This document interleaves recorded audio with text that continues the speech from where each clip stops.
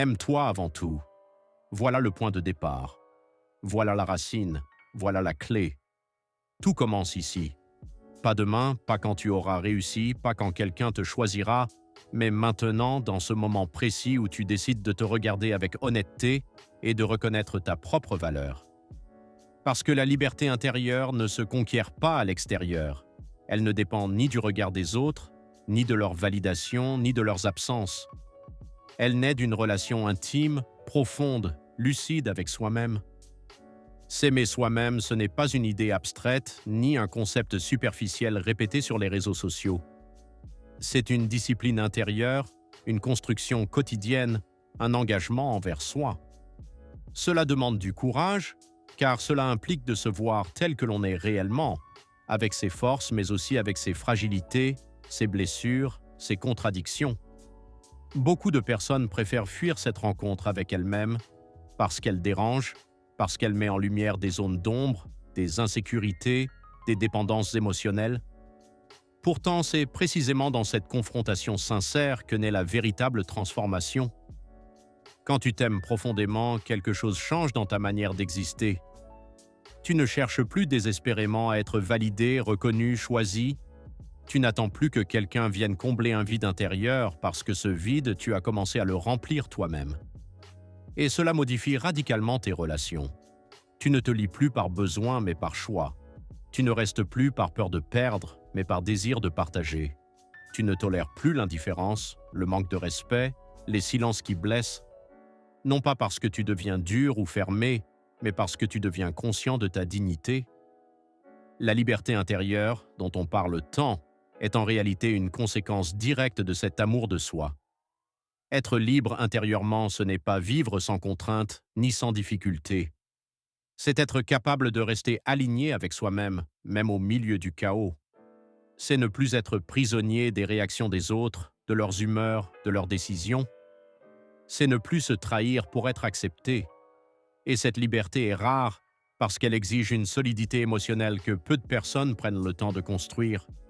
Il faut comprendre une chose essentielle, tant que tu ne t'aimes pas suffisamment, tu restes dépendant. Dépendant des compliments pour te sentir bien. Dépendant de la présence de quelqu'un pour te sentir complet. Dépendant de signes d'attention pour te sentir important. Et cette dépendance te fragilise, te rend vulnérable, te pousse parfois à accepter l'inacceptable. Tu finis par négocier avec ta propre valeur, par réduire tes exigences, par te contenter de peu, simplement pour ne pas être seul. Mais le jour où tu commences à t'aimer véritablement, quelque chose se réorganise en toi. Tu deviens plus stable, plus ancré, plus serein. Tu ne cherches plus à remplir un manque, mais à exprimer une richesse intérieure. Tu n'entres plus dans les relations pour être sauvé, mais pour partager ce que tu es déjà. Et cela crée une forme de puissance silencieuse, une force tranquille qui ne crie pas, qui ne s'impose pas, mais qui se ressent. S'aimer soi-même, c'est aussi apprendre à se protéger intelligemment. Ce n'est pas se fermer au monde, ni construire des murs infranchissables. C'est savoir poser des limites claires, nettes, respectueuses. C'est dire non sans culpabilité. C'est s'éloigner de ce qui nuit, de ce qui épuise, de ce qui dévalorise.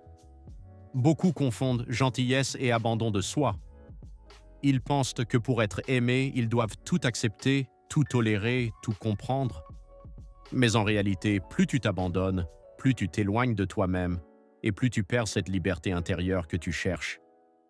Il y a aussi une dimension essentielle dans l'amour de soi, la responsabilité. S'aimer, ce n'est pas se victimiser, ce n'est pas se dire que tout est la faute des autres, c'est reconnaître son pouvoir, sa capacité à choisir, à évoluer, à changer. C'est comprendre que même si certaines blessures ne sont pas de ta responsabilité, ta guérison, elle, l'est. Et cela demande de la maturité, de la lucidité, de la patience. La liberté intérieure ne se construit pas en un jour. Elle se développe progressivement à travers des décisions répétées, des prises de conscience, des ajustements. Parfois, tu vas retomber dans d'anciens schémas. Parfois, tu vas chercher à nouveau l'approbation extérieure. Parfois, tu vas douter de ta valeur. Et c'est normal. Le chemin n'est pas linéaire.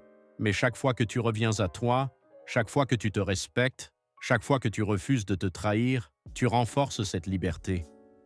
Il est important de comprendre que s'aimer soi-même ne signifie pas devenir égoïste ou narcissique.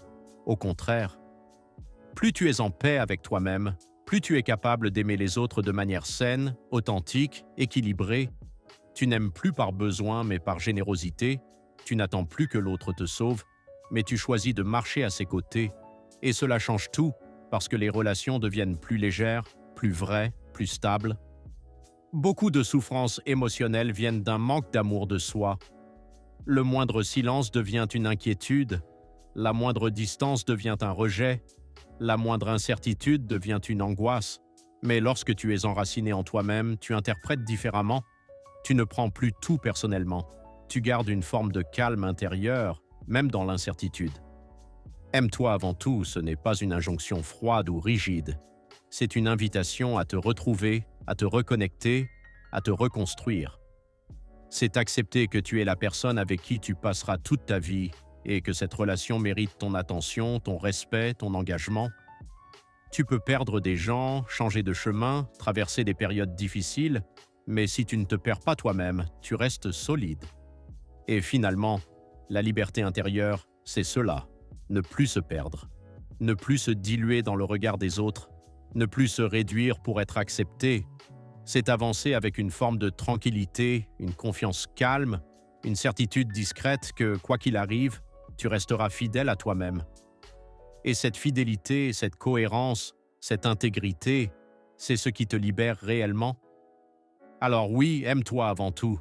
Pas de manière superficielle, pas de manière occasionnelle, mais profondément, consciemment, durablement. Parce que c'est là que commence tout. Parce que c'est là que tu te retrouves. Et surtout parce que c'est là que tu deviens libre,